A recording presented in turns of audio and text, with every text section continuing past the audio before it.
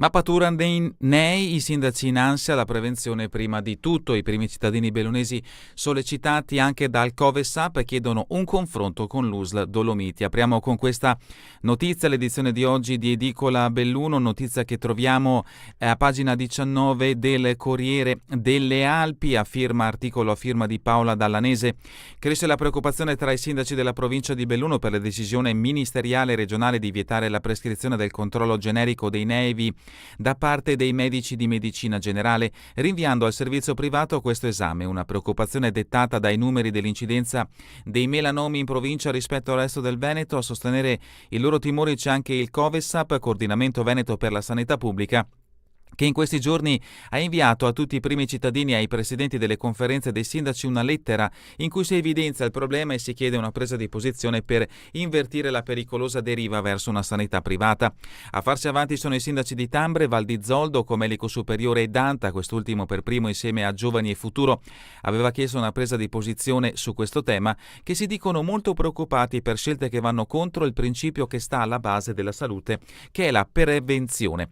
La nostra, precisa la sindaca di Tambre, Sarabone, è una terra dove da sempre si fa prevenzione e la prevenzione è molto sentita e partecipata. Tornare indietro non è possibile. Dello stesso avviso Marco Staunovo Polacco, che amministra il comune di Comelico Superiore. La prevenzione è un sistema efficace per evitare che le persone si ammalino gravemente e che quindi aumentino i costi per la sanità pubblica. Credo che sia interesse del governo, delle regioni, delle province, dei territori, tutti far sì che la prevenzione sia basilare per la salute. La sanità pubblica è una delle cose più importanti in assoluto, ne sa tutelare e preservare, al netto degli evidenti problemi legati alla carenza di medici. Interviene Camillo De Pellegrin da Val di Zoldo. Penso che il tema non possa che farci riflettere sul tipo di società che vogliamo diventare. Oggi molte malattie vengono scoperte perché le persone possono rivolgersi al sistema sanitario nazionale. Se devo pagare privatamente una visita e non ho grosse disponibilità, magari non ci vado. Certo, non bisogna nemmeno abusare del sistema sanitario pubblico, ma a vigilare ci sono appunto i medici di famiglia. E sempre in questa pagina del Corriere delle Alpi rimaniamo appunto a pagina 19, appello di Anfas, cercasi volontari per la RSA di Cusighe, e ancora Confagricoltura, domani il convegno per l'80° compleanno. Passiamo adesso invece alla prima pagina del Corriere delle Alpi, diamo uno sguardo a tutte le notizie che sono state messe come richiamo sulla prima pagina di questa edizione di giovedì 4 settembre 2024 ed ecco come si apre la prima pagina del Corriere delle Alpi. Ai giochi il rebus alloggi, altro tentativo per convincere gli albergatori a collaborare, e Belluno dovrà ospitare un altro centinaio tra poliziotti e carabinieri. Introvabili 456 posti letto riservati alle forze dell'ordine, prefettura costretta all'ennesimo bando. L'approfondimento di Dallanese a pagina 28. Dolomiti Bus, novità a bordo, articolo a pagina 21, guardie giurate per incastrare chi non paga il ticket sul bus. E ancora la maglietta della Dolomiti sulla bara di Roberto Bonan, l'ultimo addio a Pedavena.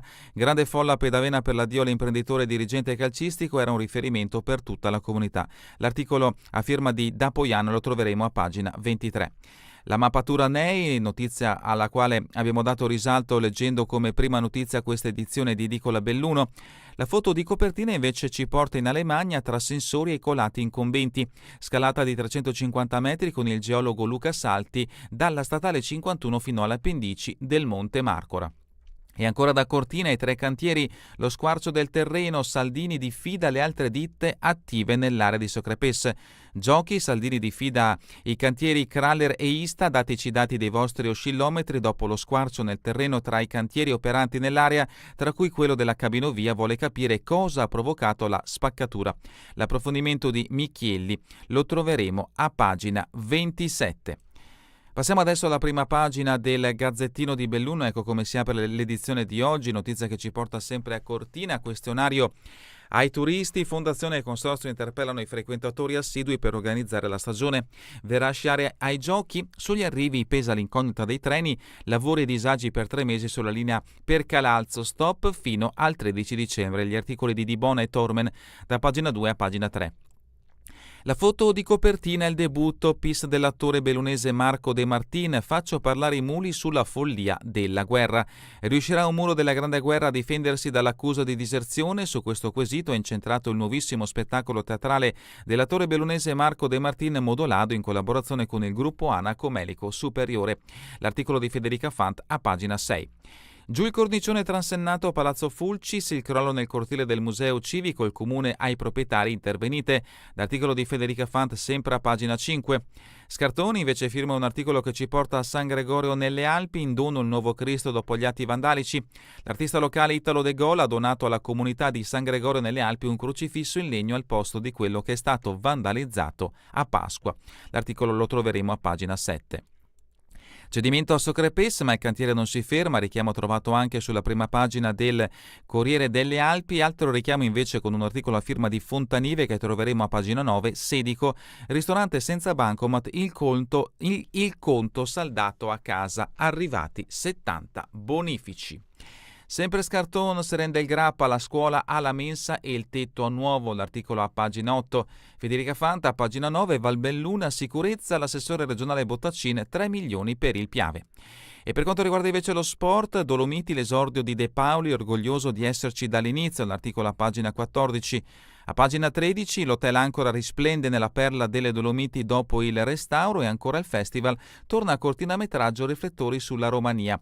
Il festival fondato e presieduto da Maddalena Manineri si terrà a Cortina dal 23 al 29 marzo 2026 con un programma ricco, l'approfondimento di Filini a pagina 15. E a pagina 2 invece troviamo il sondaggio che ci porta a Cortina d'Ampezzo, Olimpiadi, un sondaggio tra gli sciatori di Cortina, domande inviate agli assidui per programmare la stagione della neve nella conca, discese limitate solo durante le giornate di gara dei giochi. Sono oltre 5.000 i destinatari dei quesiti, in particolare turisti e proprietari delle seconde case, l'articolo a firma di Marco Di Bona. Lavori su binari e stazioni a Belluno, Calalzo e Ponte, niente treni per 3 mesi, cantieri per oltre 21 milioni di euro, al via il 14 settembre, interrotta fino al 13 dicembre la circolazione ferroviaria.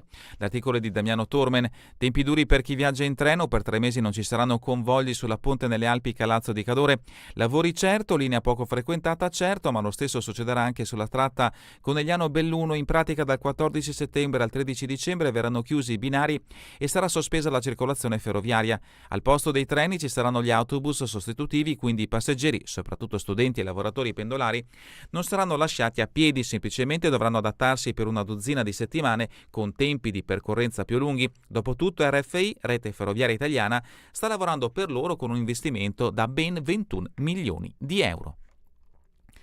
Notizia che ci porta adesso nel capoluogo, siamo a pagina 5, articolo di Federica Fant, giù un cornicione transenna il Fulcis. Un pezzo del sottotetto dell'ala nord, privata, il 28 agosto è crollato finendo nel chiostro interno del Museo Civico. Da Palazzo Rosso è partita un'ordinanza urgente per imporre al proprietario i lavori di ripristino e di messa in sicurezza. E ancora da Belluno, schianto a Cavarzano, auto finisce, ruote all'aria, il bilancio è di 2 feriti, come si può vedere da questo scatto. Funghi abbondanti a fine luglio, adesso solo in quota. L'approfondimento è di Daniela De Donà.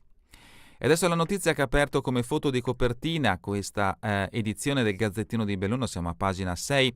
I muri del 15-18 tornano alla ribalta nella PIS bellunese. La riabilitazione degli animali al fronte della Grande Guerra è opera di De Martin. Racconta le storie di chi era accusato di diserzione.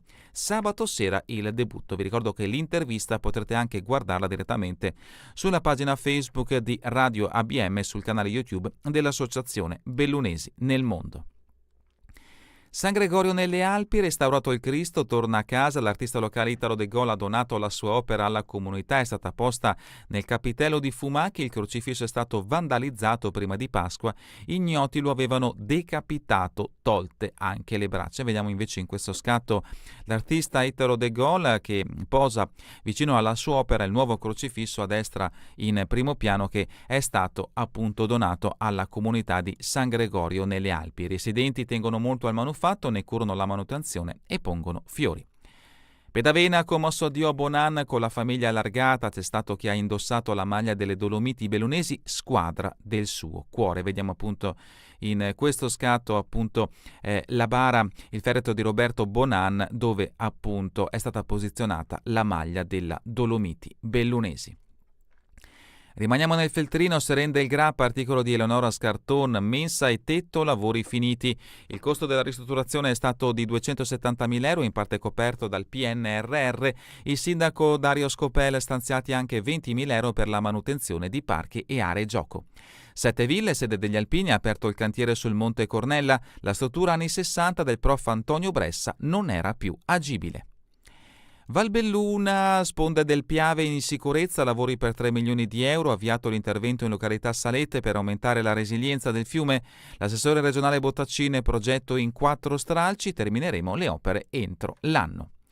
E ancora Olimpiadi, siamo a Cortina, il Prato cede, Saldini, il cantiere va avanti. Il commissario ha verificato con un esperto la portata del cedimento a Ria de Sacco, dove sono in corso i lavori per la realizzazione della funivia, come si può vedere da questo scatto per chi si sta guardando da Facebook o YouTube.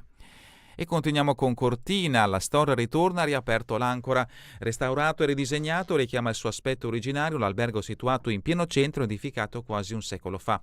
Struttura strategica anche in vista dell'appuntamento olimpico, 35 camere suddivise in 7 categorie, tutte diverse, ed ecco appunto alcuni angoli dello storico albergo appena ristrutturato e rinnovato. Valle di Cadore sfida lo spopolamento, 2 fiocchi lo stesso giorno per i bebè Anastasia ed Elia, e ancora San Vito, variante a Mosigo, viabilità modificata per il cantiere.